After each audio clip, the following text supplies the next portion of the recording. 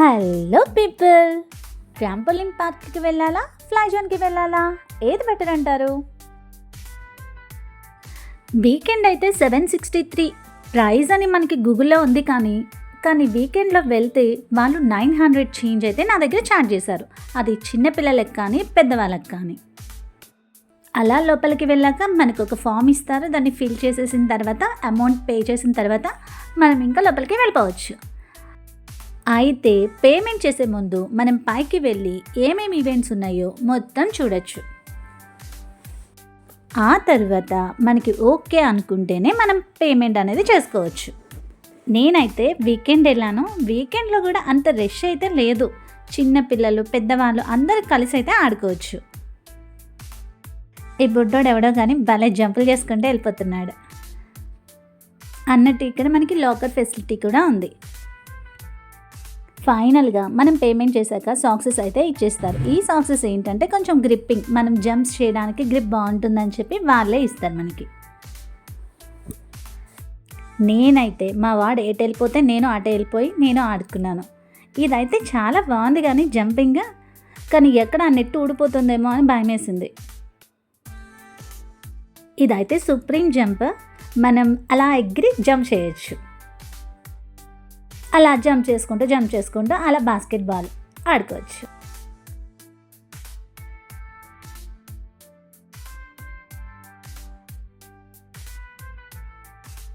మనకిచ్చేది ఓవరాల్గా 1 hour time. ఆ 1 hour టైంలో మనం అన్ని యాక్టివిటీస్ కవర్ చేయాలంటే అటు ఇటు తిరగాల్సిందే. వీకెండ్లో కూడా అంత రష్ అయితే నాకైతే అనిపించలేదు, వెళ్ళొచ్చు. అయితే ఈ ట్రాంపోలిన్ పార్క్లో నాకైతే చిన్నపిల్లలకైతే బెటర్ అనిపించింది. ఎందుకంటే వాళ్ళు చేసే యాక్టివిటీస్ అయితే ఉన్నాయి. పెద్దవాళ్ళు చేయడానికి అంత ఫన్ లాగా నాకైతే అనిపించలేదు. జంప్స్ అయితే మాత్రం చేసుకునేది చాలా మంచిగా అనిపించింది. ఫ్లై జోన్లో నేనైతే ఈ యాక్టివిటీ అయితే చాలా ఫన్గా బాగా ఎంజాయ్ చేస్తూ చేశాను. కానీ ఇక్కడైతే అంత సపోర్ట్గా ఉన్నట్టు నాకైతే అనిపించలేదు. అండ్ కొన్ని యాక్టివిటీస్ అయితే ఎలా చేయాలో కూడా అర్థం కావట్లేదు. అలా కాలేస్తే అటు పోతుంది ఇటు పోతుంది. నాకైతే ఏం అర్థం కాలేదు. ఇదైతే ఈ ప్లేస్లో అయితే బాల్స్ ఉంటాయి అన్నమాట. ఇలా బాల్స్తో ఆడుకోవచ్చు. నేను మా బాబు చాలా హ్యాపీగా చాలా జాయ్ఫుల్గా ఆడుకున్నాం.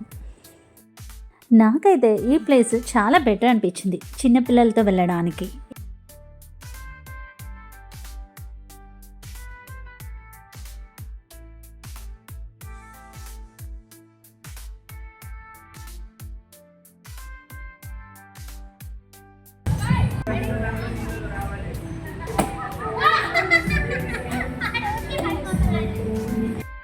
నాకు ఇక్కడైతే ఒకటి అనిపించింది, రారా చూసుకుందామని మా వాడిని అన్నానే కానీ పిల్లలతో కూడా ఓడిపోతాం పడిపోతాం అని మాత్రం నాకు అర్థమైంది. ఒకరిని పడేయాలి అనుకుంటే ముందు మనమే పడిపోతాం.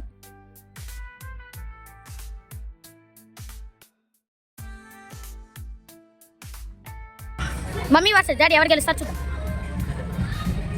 ఉయ్ మమ్మీ ఫస్ట్ అలా పడిపోయి